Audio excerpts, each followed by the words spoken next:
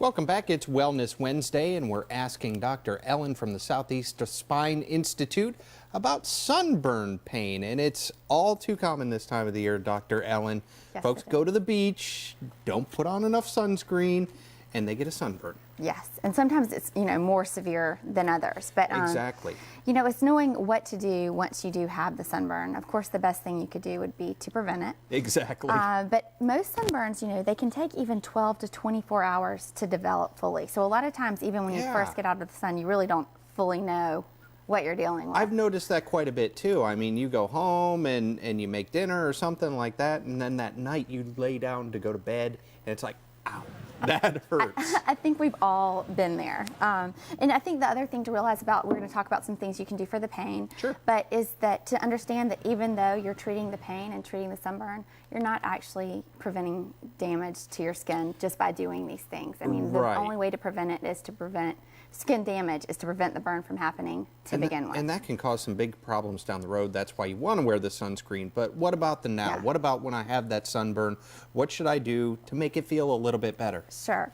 So the first thing is keep it cool. It is a burn. So you can do things like take a cool shower, take cool baths, cool compresses, maybe some ice packs even could be helpful. The next basic thing to think about is just keeping it moist. Okay. Aloe vera is very common. We see this all the time in sunburn aids. It's an antiseptic, and it also can have a cool feeling to the skin, Sure. as well as moisturize, and maybe some antioxidant properties. So that's why you hear a lot about aloe vera. The other things that you can use is just a general cream. Okay. And you want to avoid products that have alcohol in them, because these can actually dry the skin out further, which could make things more painful.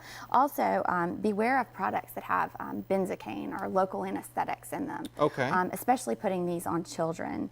These can actually cause other complications from using those. So I would stay away from those. In severe cases, you could try a little bit of 1%, like over-the-counter hydrocortisone cream as well. Could also be helpful.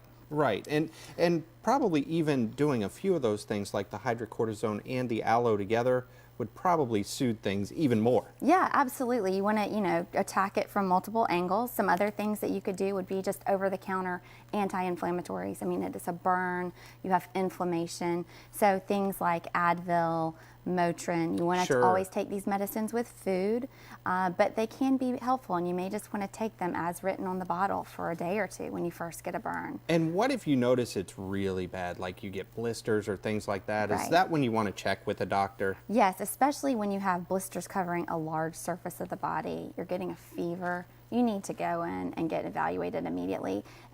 One of the rule of thumbs for blisters is don't try to pop them. Oh. They can get infected, and then that leads to a whole nother problem. But probably, like we said at the beginning, the best thing you can do is put on that sunscreen, wear your hats, Yes. things like that. Exactly. Cover up, don't go out during the hottest parts of the day. Yeah. Lots of things that can be done along those lines to just prevent it. Exactly. A lot of common sense type things that'll save you a lot of pain in the long run. Yes, absolutely. Well, Dr. Ellen, I feel like I'm ready to hit the beach now. Sounds good. Great to see you. All right. Well, for more Wellness Wednesday advice, we're going to turn it over to Laura. All right, thanks, Dave.